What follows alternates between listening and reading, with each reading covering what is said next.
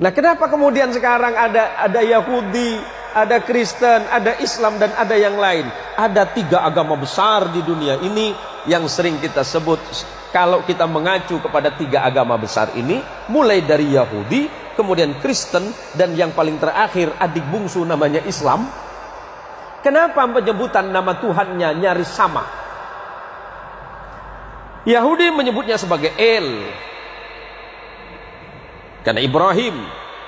Taurat menyebutnya Abraham, Injil menyebutnya Abraham, Quran menyebutnya Ibrahim. Ibrahim bukan bangsa Arab, jangan terkecoh. Ibrahim itu bukan bangsa Arab. Kalau Ibrahim itu bangsa Arab, berarti bangsa Yahudi juga Arab. Bukan. Ibrahim itu berasal dari Mesopotamia, yang kemudian sering kita sebut sebagai Irak hari ini, atau dulu sering kita sebut Babilonia. Ibrahim lahir di satu tanah yang bernama Urul Kaldania. Kemudian Ibrahim menyeberang ke Mesir, maka Ibrahim disebut dengan Abraham. Abraham di dalam bahasa bangsa-bangsa Nabi yang terdahulu artinya orang yang melintas. Apa yang dilintasi? Gurun. Ibrahim menikah dengan perempuan Mesir yang bernama Sarah, melahirkan anak laki-laki yang bernama Ishak. Kemudian Ibrahim menikah lagi dengan perempuan yang berasal dari Palestina. Injil sering menyebutnya Kanaan atau Filistin. Punya anak laki-laki namanya Ismail. Maka ujung El itu menunjukkan Tuhan. Kalau ada nama Daniel, Samuel, yang LLLL itu berarti Tuhan di dalam bahasa Ibrani. Kemudian anak keturunannya, saya singkat saja. Ibrahim punya anak namanya Ishak, menurunkan anak laki-laki namanya Jacob di dalam Injil. Quran menyebutnya Yakub.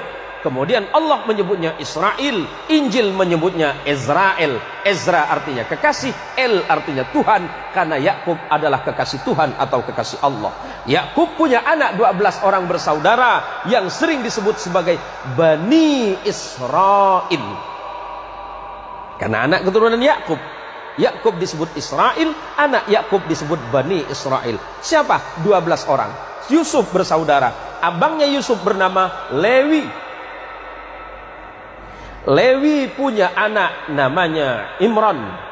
Imran punya anak namanya Moses. Dalam Injil, Quran menyebutnya Musa. Dan punya adik yang bernama Harun. Adik Lewi namanya Yahuda, yang kelak menjadi cikal bakal nama agama Yahudi.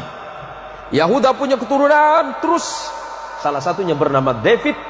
Di dalam Injil disebut sebagai the King of David. David punya anak namanya King of Salomo. Al-Quran menginformasikan sebagai Sulaiman. Sulaiman punya 2 orang anak yang kemudian tidak jadi nabi, tapi keturunannya ada yang bernama Imran. Imran menikah dengan Hana. Hana dan Imran punya anak yang Quran menyebutnya Maryam, Anda menyebutnya Maria. Maria punya anak namanya, Al-Quran menyebut Isa bin Maryam, dan Anda menyebutnya the Jesus of Christ. Sederhana, Pak. Kenapa berbeda? Itu masalah iman saja. Hari ini kita tidak sedang mempertentangkan iman, tetapi bagaimana kemudian kita merajut perbedaan-perbedaan yang ada untuk menjadi sebuah sumber kekuatan bagi sebuah bangsa besar yang bernama manusia. Lebih-lebih kita adalah bangsa Indonesia yang luar biasa. Tepuk tangan untuk Indonesia, Pak.